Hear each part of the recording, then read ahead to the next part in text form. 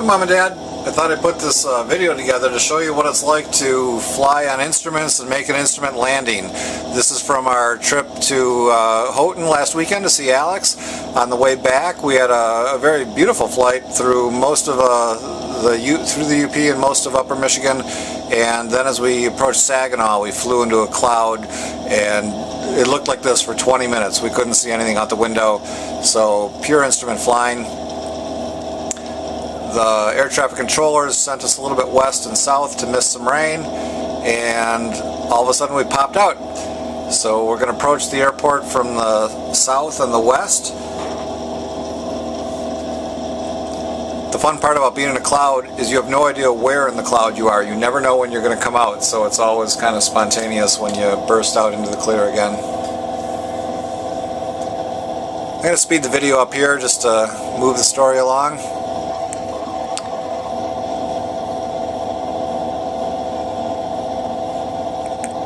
So we're being directed in to the airport, and then the sky cleared momentarily, so all of a sudden I can see what's going on. This is a recognizable landmark. That's Orchard Lake with Apple Island in it. This is Cass Lake, where I sail my Lightning. Yacht club's around the point, tucked in the bay there. And so seeing these landmarks, I know that the airport is up here.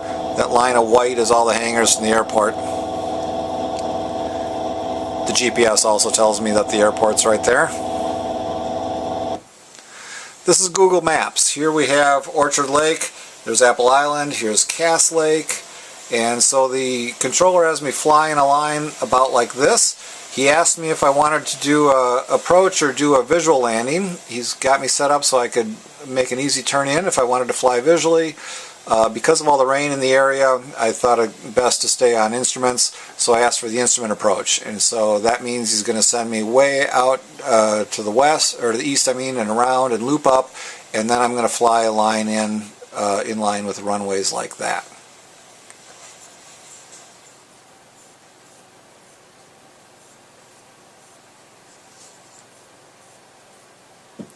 This is an instrument approach plate. This is kind of a diagram of how you fly the approach. This is unique to the runway that I'm on and the approach that I'm going to fly. So there's a zillion of these plates. They're for every runway and every approach at every airport. Pilots used to carry big books of these around. Now it's all on your iPad. You just pull up the one you want. Here's a close-up of the top of the plate. That's the runway there. Here's a navigation point called Ernst. That's a distance of about 5 miles. The dark is the lakes I was flying over, so I dial in 111.1 on my nav radio, and the controller is going to send me around to about here. I pick up a radio beacon and fly that line right into the runway. On the bottom part of the plate, it's showing me coming in from a higher altitude. I need to stay at 2,500 feet until I pick up the localizer, and then I follow this line down. That's called the glide slope. My instruments will take me right down that line to the runway, hopefully. That's my minimum altitude. I can't fly below that. If I can't see the airport there, I have to go around. That was altitude above sea level. The airport's at about 980, so that's really about 440 feet off the ground. Okay, so here I'm making my turn to the right. The controller is sending me out to the east, so I can do that big loop around and come on in lined up with the runway.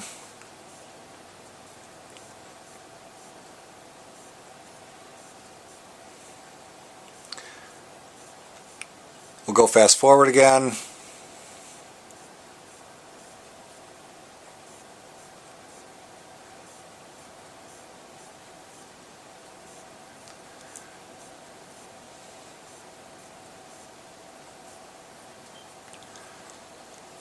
So I'll go out. Now I'm making my turn to the north.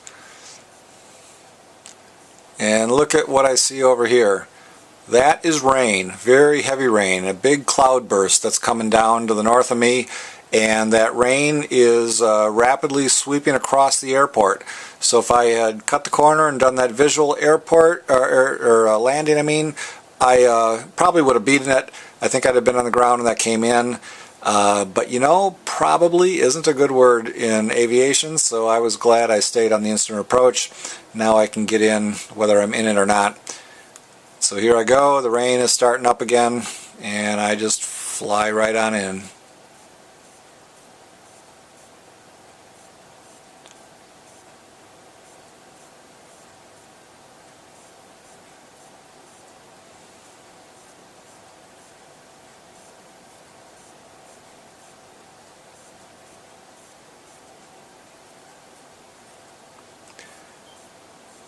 So I'm making another turn to go up and try to pick up that localizer. I still have a little bit of visibility. This white square here, that's the General Motors powertrain building. That's a pretty recognizable landmark. And this is the Pontiac Silverdome, where the Detroit Lions played for many years. The Lions went downtown to a new stadium about 12 years ago.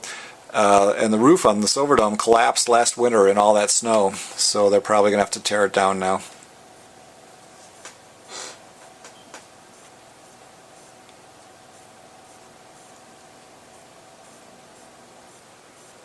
Okay, back out to Google Maps. Here's the powertrain building. Here's the Silverdome with the roof still intact. So I'm flying a diagonal about like this, and I'm going to come up and pick up the localizer, which is that line I fly right in line with the airport there.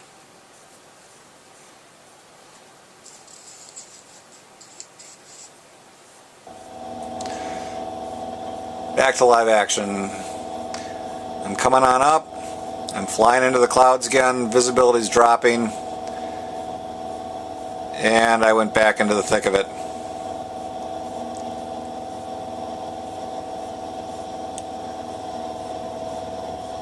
The next 5 minutes of video looked just like this. I was in the thick, never saw a thing out the window, so that meant I had to fly completely on instruments all the way in.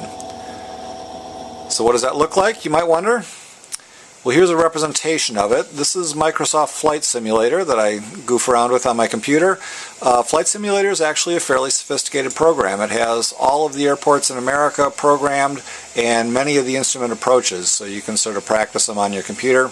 When I'm flying in instruments, this is my most important instrument. That's the attitude indicator, sometimes known as the artificial horizon. So that tells me how I'm oriented to the horizon. Are my wings level? Is the nose level, up, down, the way I want it to be? This is very important. You'll become disoriented in the clouds and lose your sense of balance, and you need this instrument to stay flying straight. This is the altimeter. It's telling me what altitude I'm at, and so I can be at the appropriate altitudes for each part of the approach. Airspeed is over here. This is my directional gyro, which is like a compass, though not quite a compass. And up here is my nav instrument. This is what's guiding me to the runways. So this has two needles, a vertical needle and a horizontal needle, and it tells me how I'm aligned with the runway. You can see the vertical needle has gone to the right. That means that I have drifted to the left, and the runway's to my right. I need to come right to get lined up. The horizontal needle is down, so I'm high of the glide slope. I need to bring my descent rate down so that I can be lined up again. So I fly this instrument here. This tells me what the plane's doing. I consult that to see what I want the plane to do next, and I adjust how I'm flying over here. So now you see the needles are coming in. I've made the adjustments. I'm lined up left-right. I'm lined up vertically, and this is a good-looking approach here. The thing to notice is that when this needle is horizontal, that doesn't mean that I'm flying horizontally. My altimeter is still dropping. It means I'm flying that diagonal line properly. I'm not above the line nor below it.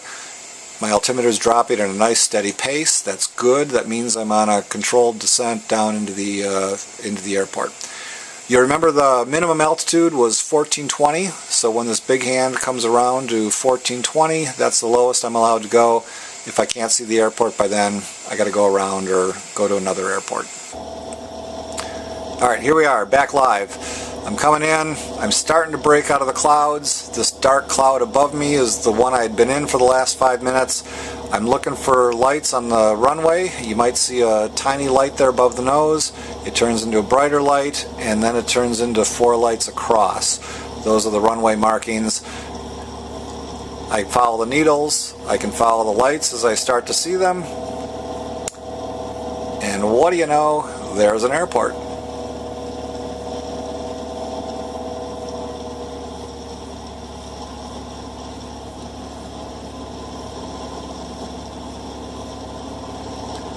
wind is bouncing me around a bit here. It was kind of a gusty day, though this is by no means the worst gustiness I've done a landing in.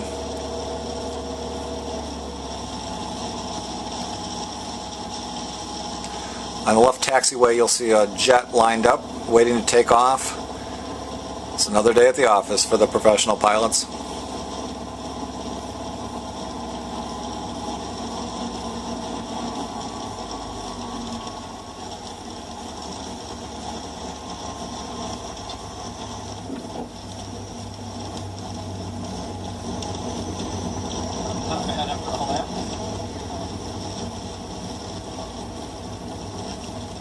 And I'm down.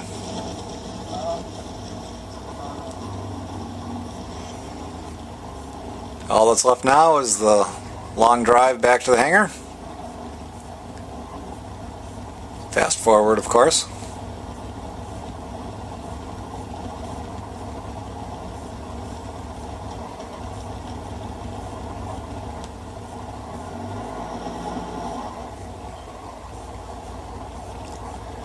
And that is instrument flying.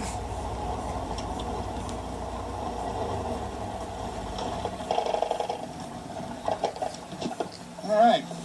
Yay. So what do you think? I think that I'm glad you're insulated. Oh yeah. We've not done any flying this weekend. Yeah, we wouldn't have at all.